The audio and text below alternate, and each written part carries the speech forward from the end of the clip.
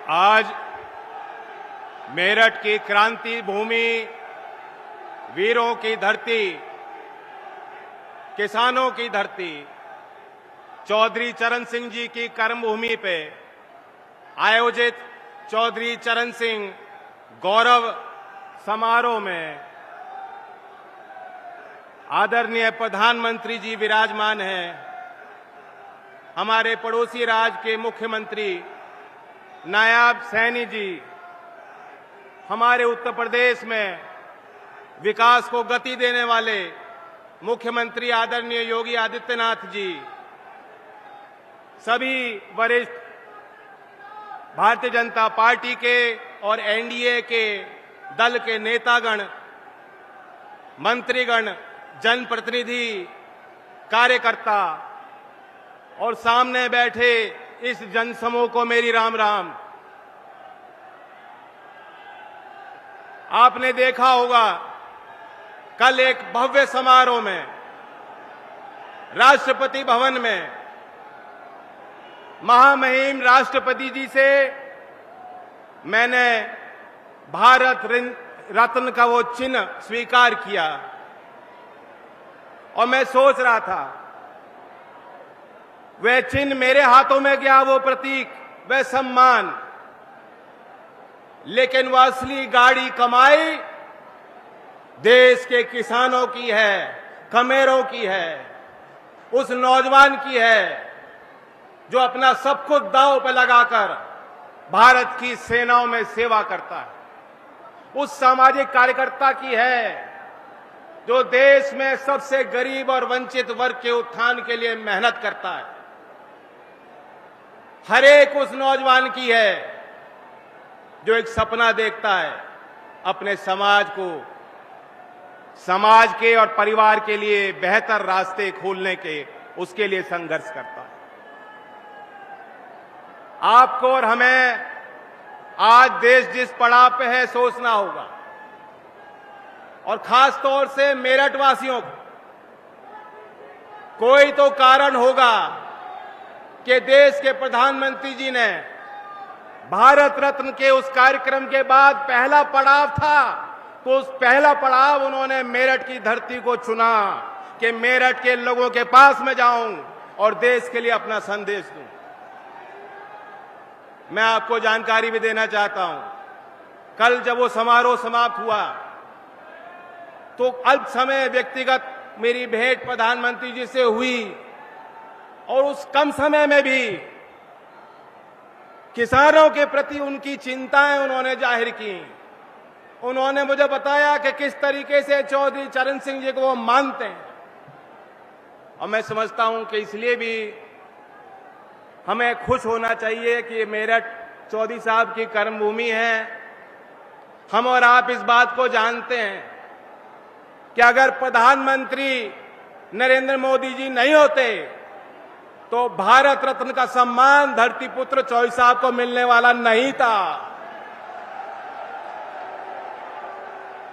ये निर्णय, ये साहसी फैसला, ऐतिहासिक निर्णय आपके सम्मान को आगे बढ़ाने के लिए प्रधानमंत्री जी ने इसलिए भी लिया, वो भी जानते हैं चौधरी साहब का कितना बड़ा योगदान राष्ट्र निर्माण में रहा।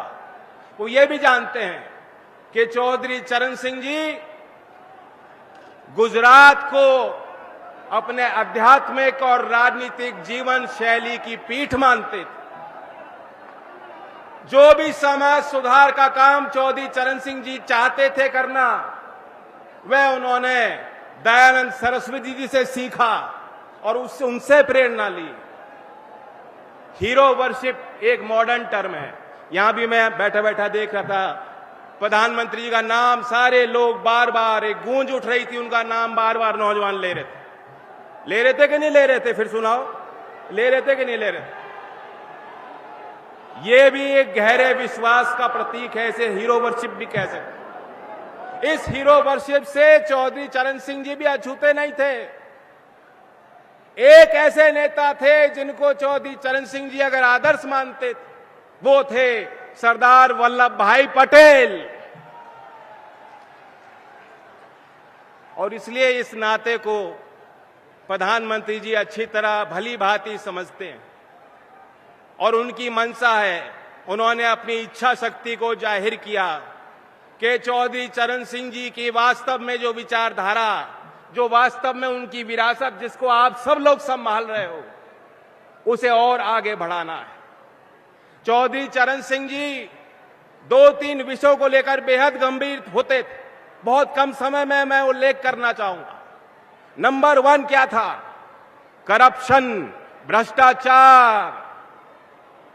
जिस तरह तालाब में अगर एक कमल का फूल कहीं खिलता है, दूर से दिखाई देता है, दूर से उसका सौंदर्य एक कमल के फूल का दिखाई देगा कि नहीं देगा आपको? एक तालाब में एक फूल अगर खिल रहा हो। चौधरी साहब यही मानते थे कि जो नेता होता है, जो बड़े पद पे बैठा है, बड़े पदभार को संभाल रहा है, उसकी नैतिक जिम्मेदारी होती है। भ्रष्टाचार ऊपर से लेकर नीचे तक जाता है। अधिकारी भ्रष्ट हो सकते हैं, कर्मचारी भ्रष्ट हो सकते हैं, लेकिन जिस दिन सर्वोच्च पद पे बैठा व्यक्ति भ्रष्ट हो जाएगा तो कोई उपाय नहीं। एक किस्सा मैं चौधरी साहब का बताना चाहता हूं। हमीरपुर जिले का 13 मार्च 1962 की तारीख, चौधरी चरण सिंह जी गृह मंत्री थे। वहां सर्किट हाउस पे रुके हुए थे। रेडियो का कार्यक्रम चल रहा था। चौधरी साहब ने सुना कि उन्हें पद से हटा दिया गया है, उनसे मंत्रालय ले लिया गया है। गाड़ी सरकारी उनके लिए खड़ी थी। लखनऊ उनको लौटना था। उन्होंने ड्राइवर को कहा, अब मैं सरकारी गाड़ी में नहीं बैठ सकता, इस गाड़ी को वापस आप ले जाइए लखनऊ। ऐसी ईमानदारी चौधरी साहब की थी। और आज हम देखते हैं, गंभीर आरोप के बाद भी जेल की सलाखों के पीछे रहकर भी सत्ता के सुख को लोग भोगना चाहते हैं। तो चौधरी साहब की उस ईमानदारी को याद करते हुए और उसमें जो कड़ियां जुड़ी हैं, हमने देखा है 10 वर्ष में क्या कड़ियां जुड़ी हैं। जो राजीव गांधी जी कहते थे कि 1 रुपए का सरकारी योजना का पैसा धरातल पे कितना पहुंचता है? 15 पैसे पहुंचता है। आज हम देखते हैं केंद्र सरकार कोई निर्णय लेती है, कोई प्राथमिकता बनाती है, कोई योजना बनाती है, कोई निवेश करती है, तो सीधा लाभार्थी के खाते में पैसा जाता है। मैं पूछना चाहता हूं, यही तो चौधरी चरण सिंह जी की ईमानदारी का प्रतीक है। यही उनके ईमानदारी और नैतिकता का बढ़िया उदाहरण जो सरकार करके दिखा रही है। और फिर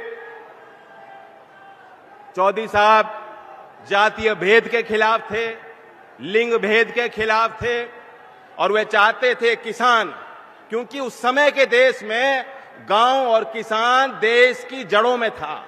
मुख्य धारा में अगर किसान नहीं खड़ा होता, गांव का विकास नहीं होता, तो देश आगे नहीं जा सकता। उसी उद्देश्य के साथ एनडीए को ताकत देने के लिए हम उम्मीद करते हैं कि मेरठ अपनी बड़ी भूमिका को अदा करेगा।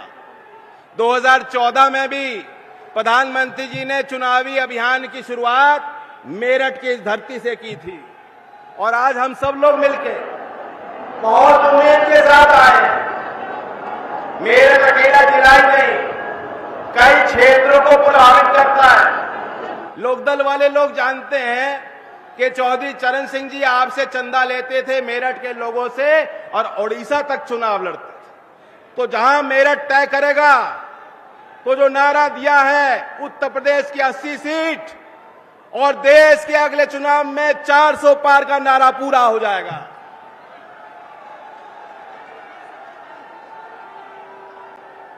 मैं अपनी बात को समाप्त करते हुए कहना चाहता हूं कि वो नेता जो भविष्य को समझते हैं कि भविष्य में क्या होगा और समाज और देश को उसके लिए तैयार करते हैं चुनौतियों के लिए, उनकी बातें हमेशा इतिहास में पन्नों पे दर्ज हो जाती हैं। आने वाले समय में जब अवलोकन होगा इस दौर का, जो तीसरा बड़ा मैंडेट देश की जनता मोदी जी को और एनडीए को देने वाली है, तो कहा जाएगा, क्या जानो तुम अपने दौर से कितना लड़ा हूं मैं। समय की भीति पर काल का एक पत्थर सा जड़ा हूं मैं। धन्यवाद। जय हिंद, जय भारत, जय किसान, जय मजदूर।